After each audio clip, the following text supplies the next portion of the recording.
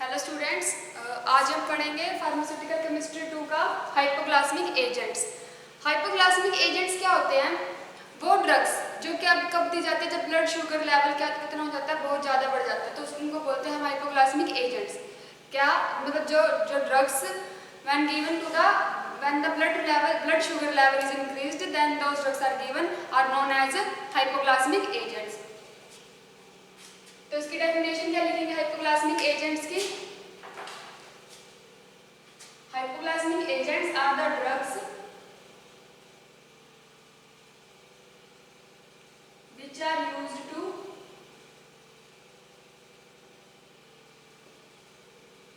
decrease the blood sugar level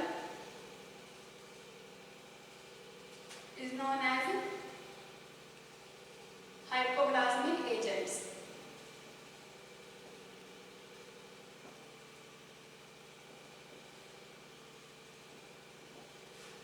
hypoglycaemic agents किस लिए use किए जाते हैं? जब डायबिटीज मेलिटस होता है उनके लिए यूज किए जाते हैं। मेलिटस क्या होता है?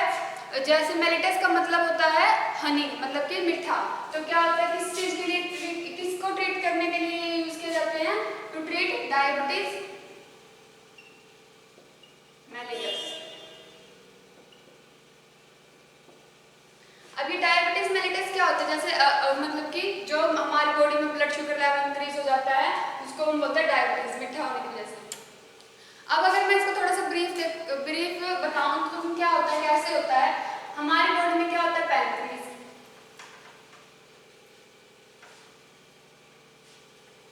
एक होता है हमारी बॉडी में पैंक्रियाज जो क्या होता है, लीफ लाइक स्ट्रक्चर सा होता है उसका। ये क्या है? पैंक्रियाज। तो यहाँ पे क्या होता है, ये तो आइसलेट्स ऑफ लैंगरहैंस। क्या होता है? Islets of Langerhans. अब जब इसको मतलब मिला ये हमें, जब इसकी फॉर्मेशन हुई, हमें ये ढूंढा जब इस चीज को, तो क्या फाइंड आउट किया कि जो आइसलेट्स ऑफ लैंगरहैंस होते हैं, जैसे कि क्या ये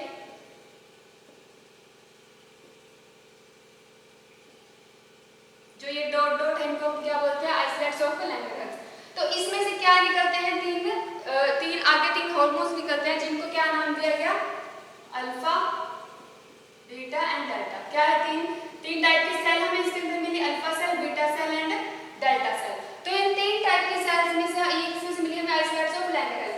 तो जब ये आगे वर्क करती हैं तो क्या करती है, हमारी बॉडी के जो डायबिटीज, जो हमारी बॉडी के ब्लड शुगर लेवल है उनको क्या करती है? मेंटेन करती है। तो अब क्या है, जो अल्फा सेल है वो क्या करती है? ग्लूकोजन को क्या करती है? इंक्रीज करती है बॉडी के अंदर। ग्लूकोजन क्या करता है? ग्लूकोजन के अंदर हमें अल्फा सेल मिलती है। ग्लूकोजन क्या करता है? इंक्रीज करता है blood sugar level.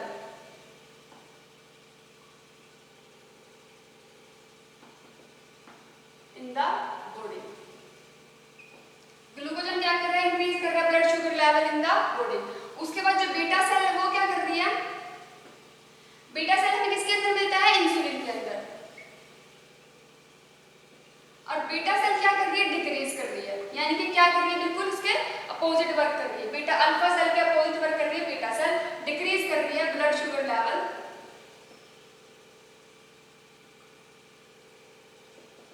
In the body. उसके बाद हमारे पास डेल्टा सेल क्या कर रहा है? सोमैटोस्टिन, जो सोमैटोस्टिन है क्या कर रही है? वो क्या हमारे पास ग्रोथ हार्मोन है, वो उसको मेंटेन रखती है, ग्रोथ हार्मोन को। तो डेल्टा सेल यहाँ पे मेन है हमारे पास अल्फा एंड बीटा, जो हमारे पास हाइपोग्लाइसेमिक एजेंट्स के तौर पे जो हम मेनली इनके अंदर आते हैं। अब जो डायबिटीज मेलिटस मतलब कि क्या उसके कंडीशंस होती है कि क्या होता है, हमारी बॉडी में इंसुलिन का लेवल इंक्रीज हो जाए या फिर बॉडी का ब्लड शुगर इंक्रीज हो जाए, तो क्या करते हैं हम फिर डायबिटीज मेलिटस बोलते हैं उसको, उसमें हम देते हैं हाइपोग्लाइसेमिक एजेंट्स। अब जो डायबिटीज मेलिटस है वो भी आगे उसके टाइप्स को भी डिफाइन किया गया है। जैसे कि फर्स्ट टाइप है insulin dependent diabetes mellitus. Insulin dependent diabetes mellitus में क्या होता है? इसको हम IDDM भी बोलते हैं। इसमें क्या होता है, जो इंसुलिन की अमाउंट है वो हमारे में जो एडल्ट्स के अंदर अंदर है उसमें ज़्यादा होती है। मतलब कि जो इंसुलिन डिपेंडेंट डायबिटीज मेलिटस है ये अडल्ट जो कम उम्र के हैं, यंगर एजेस है, उनके अंदर ज़्यादा होता है। उसके बाद है non insulin dependent diabetes mellitus. Non insulin dependent diabetes mellitus है, इसको हम NIDDM भी बोलते हैं। तो ये किसमें होता है, जो हमारे पास एज लोग, जो एज पीपल है उनके अंदर बहुत ज़्यादा होता है जो non insulin dependent diabetes mellitus. उसके बाद है mail nutrition related diabetes mellitus and fourth type है सेकेंडरी डायबिटीज। तो ये 4 टाइप्स है किस चीज़ की, डायबिटीज मेलिटस की, जो क्या मिलते हैं हमें अलग अलग एज ग्रुप के हिसाब से और उनके डाइट के हिसाब से, सब में क्या होता है डिफरेंट डिफरेंट होती है। उसके बाद जो हमारे पास डायबिटीज मेलिटस है उसको क्या किया गया है, उसको क्लासीफाई किया गया है आगे तीन पार्ट्स के अंदर। जो क्लासिफिकेशन में क्या आता है, सबसे पहले हार्मोन्स के बेसिस पे जो क्लासिफाई हुआ है इंसुलिन और उसकी प्रिपरेशन। एंड सेकंड है oral hypoglycemic agent. Oral hypoglycemic agent जो ओरली हम दे सकते हैं उसमें आता है first is sulfonyl urea. Sulfonyl urea के अंदर हमारे पास ड्रग्स आएगी क्लोरोप्रोपेमाइड, टोलबुटामाइड एंड ग्लाइबेनक्लाइमाइड। ये 3 ड्रग्स इसके अंदर है सल्फोनाइल यूरिया के अंदर। उसके बाद हमारे पास बायोगेनाइड्स के अंदर हम पढ़ेंगे फिनफोर्मिन एंड मेटफोर्मिन। ये 2 ड्रग्स ही आती है बायोगेनाइड्स के अंदर। एंड जो प्लांट प्रोडक्ट है उससे हमें मिलता है ग्यूरगम। ग्यूरगम क्या है, हमारे पास प्लांट प्रोडक्ट का एक एग्जांपल है। तो इसको किसमें, इन 4 पार्ट्स में क्लासिफाई किया गया है। एंड इसके टाइप्स कितने होते हैं, ये 4 टाइप्स का होता है डायबिटीज मेलिटस। उसके बाद हम सबसे पहले पढ़ेंगे इंसुलिन। इंसुलिन हमारे पास ड्रग है जो किसमें यूज होती है, हाइपोग्लाइसेमिक एजेंट्स के तौर पे।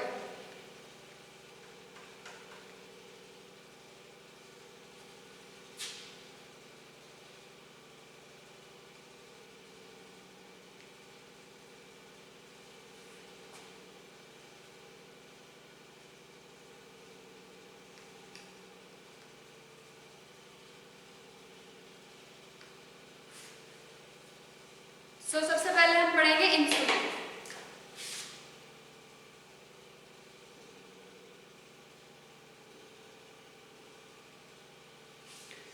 इंसुलिन हमारे पास क्या है,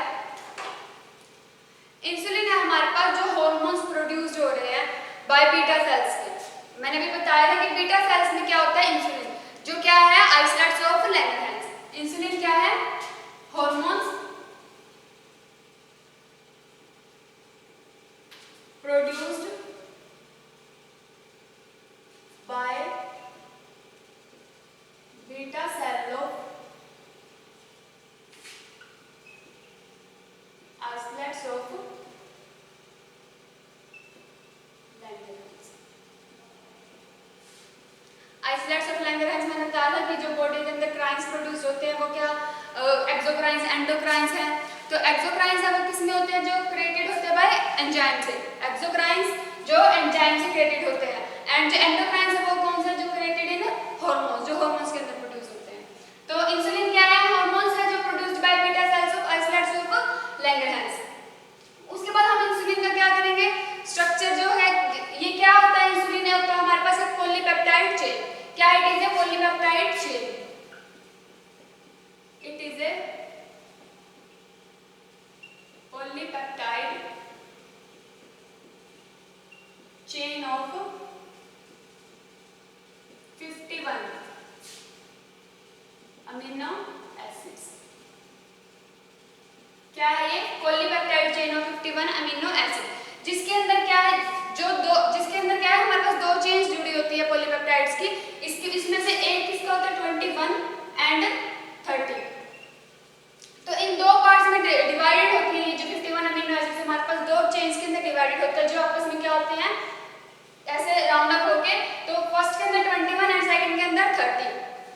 तो जो 21 है वो ए के अंदर एंड 30 बी जो चेन है हमारे पास उसके अंदर होते हैं। मैं अगर इंसुलिन का डायग्राम बताऊं तो कैसा होगा,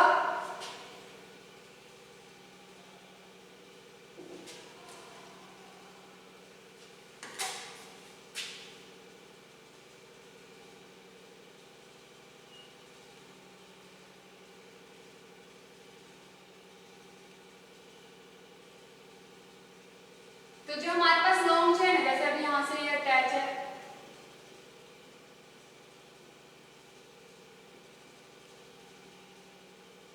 तो ए के अंदर 21, the shortest chain is A and ये है हमारे पास बी। तो ये कंप्लीट होता है इसके अंदर 51 amino acids, 51 amino acids, and जो ए है उसके अंदर होता है हमारे पास 21 एंड बी के अंदर होता है हमारे पास 30।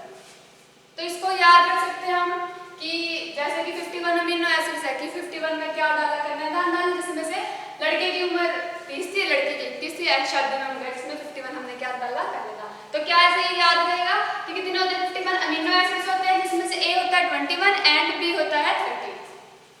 उसके बाद हमारे पास पॉलीपेप्टाइड चेन है जो कैसे है हमारे पास जो मतलब कैसे राउंड अप हो रखी है, तो उसमें से उसके बाद ये क्या होता है, ये एक अटैच होता है एक सल्फर बॉन्ड से। इस तरह के बॉन्ड से क्या होता है अटैच होता है, इसको हम बोलते हैं डाइसल्फाइड ब्रिज।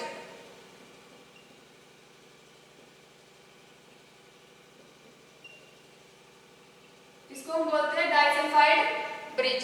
तो ये डाइसल्फाइड ब्रिज है, इसको प्रो इंसुलिन बोलते हैं, प्रो इंसुलिन।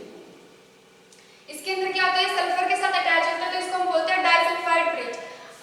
और ये क्या था ए के अंदर हमारे पास, और ये है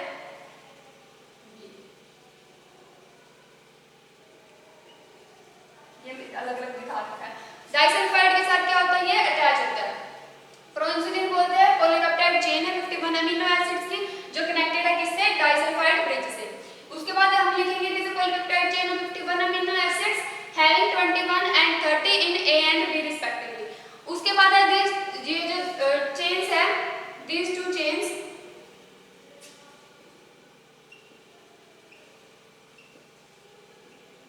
आर connected by disulfide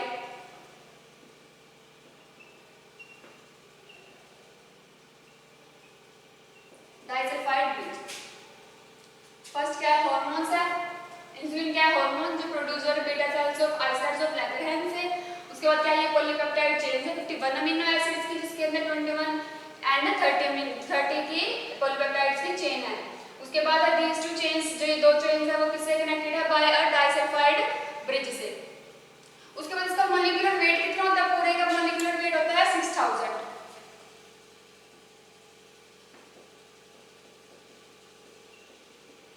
इस पूरे इंसुलिन का हमारे पास मॉलिक्यूलर वेट कितना होता है 6000। सोर्स कहां से हमें मिलता है, ये मिलता है हमें पिगमेंट्स ऑफ पिग और ऑक्स। जो पैनक्रीज है, सोर्स क्या है, पैनक्रीज ऑफ ऑक्स एंड पिग। यहां तक नोट कर लेना।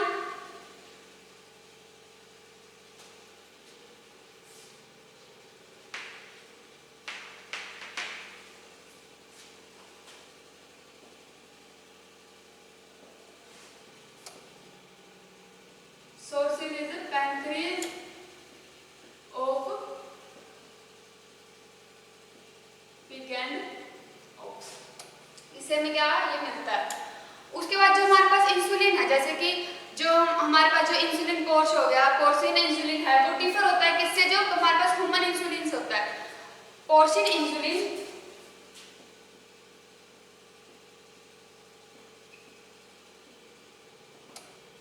डिफर होता है फ्रॉम ह्यूमन इंसुलिन।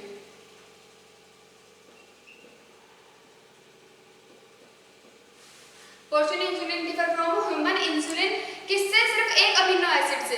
किससे डिफर होता है, ओनली वन अमीनो एसिड किसके अंदर होता है, बी चेन के अंदर। बी चेन के अंदर ह्यूमन इंसुलिन और पोर्सिन इंसुलिन में सिर्फ एक अमीनो एसिड क्या होता है, एक अमीनो एसिड का डिफरेंस होता है। इसमें होता है वन बाय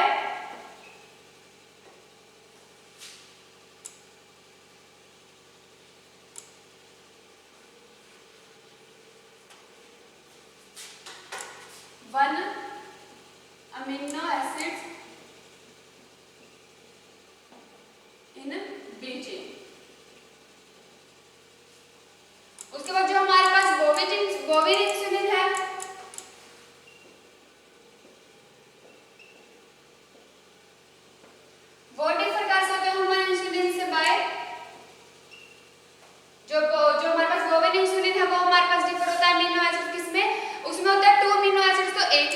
डिफरेंस होता है and 1 amino acid in B by 2 amino acids in A chain and 1 amino acid in B chain.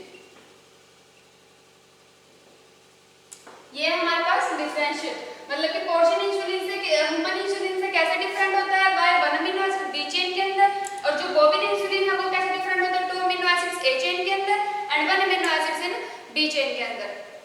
अब ये क्या करता है हमारे पास जो डीएनए रिकॉम्बिनेंट टेक्नोलॉजी है उसमें क्या करता है हमारे पास इंसुलिन प्रोड्यूस होता है जो हमारे पास अब इसके बाद हम पढ़ेंगे कि क्या इसके प्रॉपर्टीज क्या क्या है फिजिकल प्रॉपर्टीज।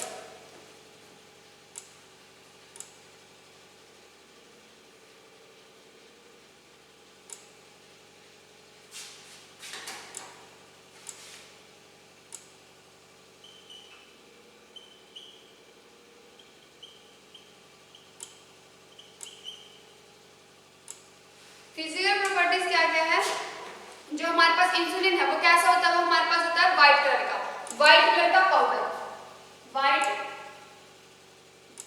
पाउडर स्टेट है इसकी व्हाइट पाउडर एंड कलर कौन सा है व्हाइट। उसके बाद ये क्या होता है हमारे पास सोल्यूबिलिटी क्या है वाटर के अंदर क्या है स्लाइटली सोल्यूबल है slightly soluble in water white powder होता है स्लाइटली सोल्यूबल होता है डिसॉल्व हो जाता है किसके अंदर डाइल्यूट सॉल्यूशंस के अंदर डाइल्यूट सॉल्यूशन के अंदर इजीली डिसॉल्व हो जाता है जो डाइल्यूट सॉल्यूशन किस चीज के मिनरल एसिड्स के dissolves in dilute solutions of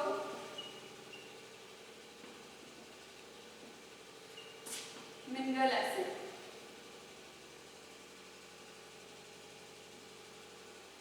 dilute solutions of mineral acid के अंदर इजीली डिसॉल्व हो जाता है। उसके बाद ये हाइड्रोक्साइड जो हमारे पास अल्कली हाइड्रोक्साइड है अल्कली हाइड्रोक्साइड के अंदर क्या होता है इजीली हाइड्रोलाइज जब हम इसको हाइड्रोलाइज करते हैं तो ये अल्कली हाइड्रोक्साइड के अंदर क्या होता है सोल्यूबल होता है लिखेंगे soluble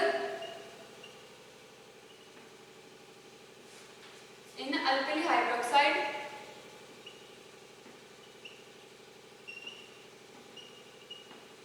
when it is hydrolyzed। जब हाइड्रोलाइज करते हैं तो क्या होता है ये अल्कली हाइड्रोक्साइड के अंदर इजीली सोल्यूबल। उसके बाद ये क्या है हमारे पास इनएक्टिवेटेड हो जाता है जो हमारे पास प्रोलाइटिक एजेंट है प्रोटियोलाइटिक एंजाइम जो उसके अंदर क्या होता है ये इनएक्टिवेट होता है it is inactivated by proteolytic enzymes. Proteolytic enzymes में क्या होता है इनएक्टिवेटेड होता है। क्या किसी फिजिकल प्रॉपर्टीज व्हाइट कलर का पाउडर है स्लाइटली सोल्यूबल है वाटर के अंदर एंड डिसॉल्व हो जाता है dilute solution of mineral acid dissolved easily in dilute solution of mineral acid soluble in alkali hydroxide जब उसको हाइड्रोलाइज करते हैं when it is hydrolysed and it is inactivated by proteolytic enzyme. Proteolytic enzyme से क्या हो जाता है ये इजीली इनएक्टिवेटेड होता है। उसके बाद इसके स्टेबिलिटी एंड स्टोरेज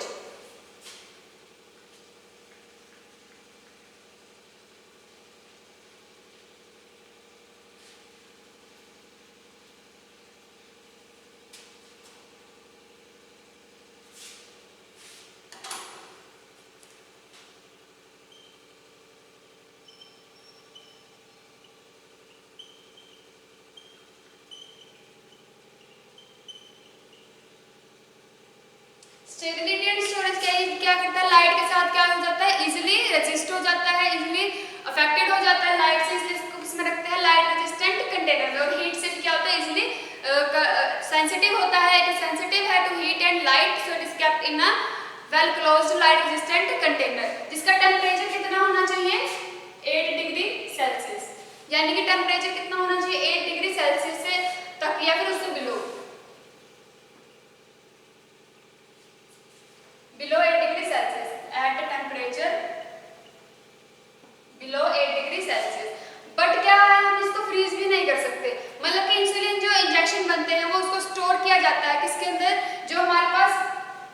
कंटेनर्स उनके अंदर स्टोर किया जाता है, जो मल्टी डोज कंटेनर्स होते हैं उनको एक किस में रखते हैं, एक टेम्परेचर पे रखते हैं, जैसे कि बिटवीन हो गया 20 and 8 degree Celsius.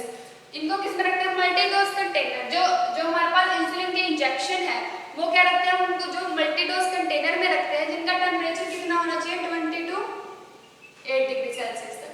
20 to 8 degree Celsius पे क्या है, ये रखा जाता है। जो लेबल है कंटेनर के अंदर उसके ऊपर लिखा जाता है, उसके ऊपर भी कुछ चीजें जरूरी होती है मेंशन करनी, क्या कि उसके अंदर कितने हैं नंबर ऑफ यूनिट्स पर मिलीलीटर, क्या क्या चीजें जरूरी हैं जो मेंशन करनी है लेबल के ऊपर। First is number of units,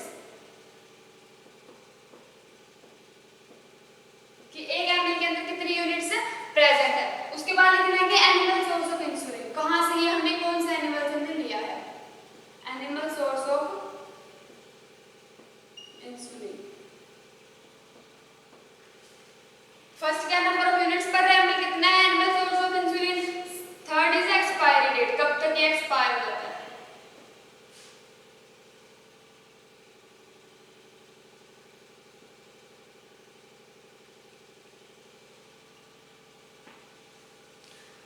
expiry date के बाद हमें क्या करना है, स्टोरेज कंडीशन बताने की, कितनी किस किस टेम्परेचर पे रखा जाना चाहिए। जैसे कि उसको फ्रीज नहीं कर सकते, it should not be allowed to freeze, क्या है उसको फ्रीज नहीं कर सकते, फ्रीजर के अंदर नहीं कर सकते। उसके बाद है जो कंटेनर है उसको यूज करने से पहले क्या होना चाहिए, शेकन होना चाहिए, उसको पहले शेक करके ही हम यूज करेंगे। तो ये कुछ प्रिकॉशंस है जो क्या रखनी पड़ती है हमें, और लेबल के ऊपर ये सब चीजें मेंशन होनी चाहिए इंसुलिन की। उसके बाद हमारे पास है यूजेस, ये कहाँ कहाँ यूज होता है।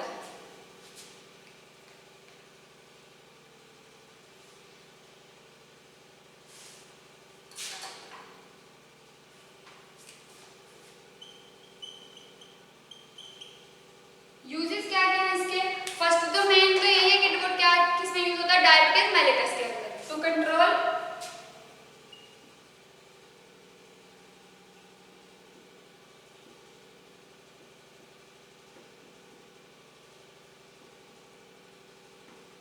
फर्स्ट पॉइंट मेन तो इसीलिए हम इसको इंसुलिन को बना रहे हैं कि वो किसमें यूज होता है, डायबिटीज मेलिटस यानी कि हाइपोग्लाइसेमिक एजेंट के लिए। उसके बाद है कि किस लिए यूज होता है, to regulate carbohydrate metabolism, to regulate carbohydrate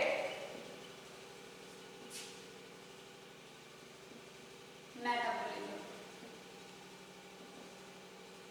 carbohydrate metabolism क्या करता है, ये रेगुलेट करता है। उसके बाद हमारे पास क्या है, टू ट्रीट हाइपरकैलेमिया को ट्रीट करने में,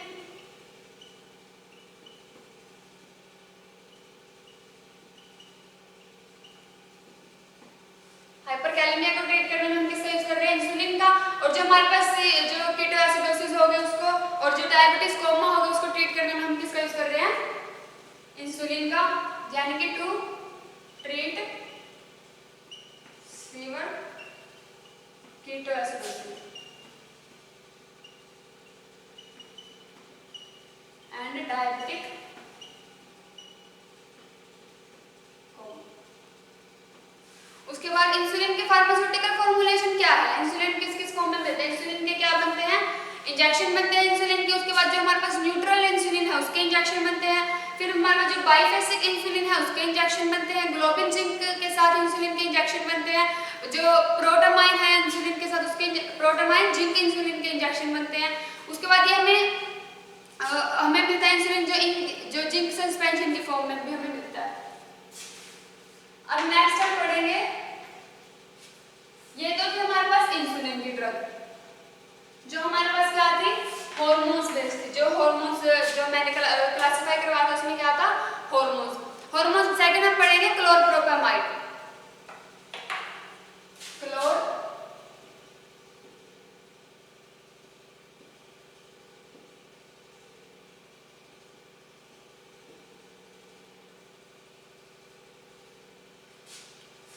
अगर आपको याद हो तो मैंने क्लोरप्रोपेमाइड क्या बताया था कि ये क्या है, सल्फोनाइल एसिड डेरिवेटिव। जो सल्फोनाइल एसिड डेरिवेटिव उसमें क्या था, हमारे पास क्लोरप्रोपेमाइड था। तो क्लोरप्रोपेमाइड क्या है, सल्फोनाइल एसिड डेरिवेटिव है, और क्या ये ओरली एक्टिव है, orally active hypoglycemic agent. First is sulfonyl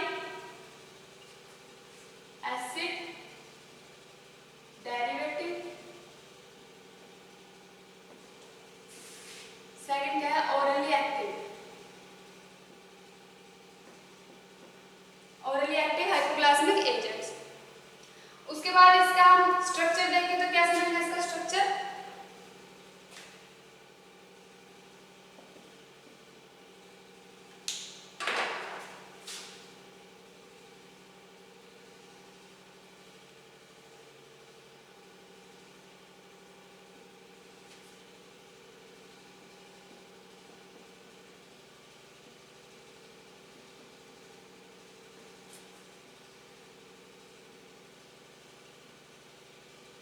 तो ये है इसका स्ट्रक्चर। अब स्ट्रक्चर की नेमिंग क्या होगी? Chemical naming.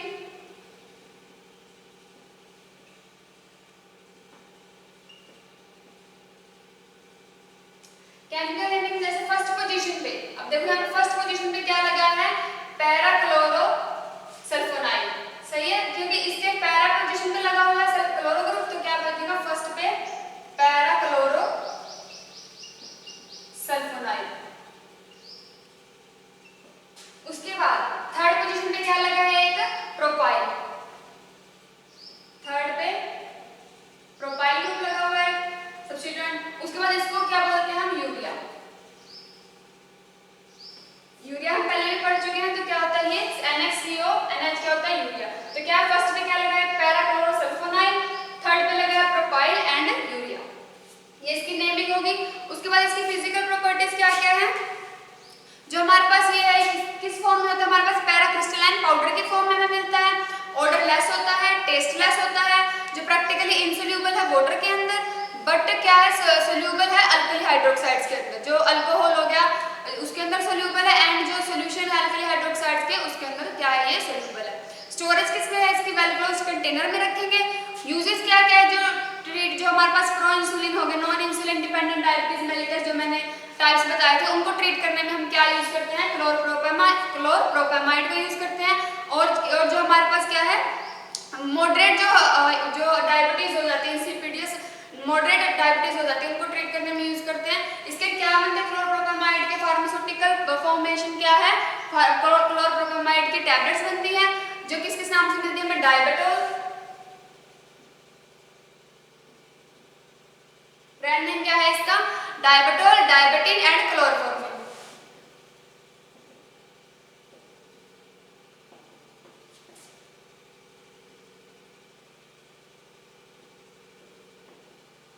तो स्टूडेंट्स, आज हमने हाइपोग्लाइसेमिक एजेंट्स के बारे में पढ़ा है। उसके बाद हमने दो ड्रग्स पढ़ी है, इंसुलिन एंड क्लोरप्रोपेमाइड। तो जो बाकी की ड्रग्स है वो हम नेक्स्ट लेक्चर में पढ़ेंगे। Thank you.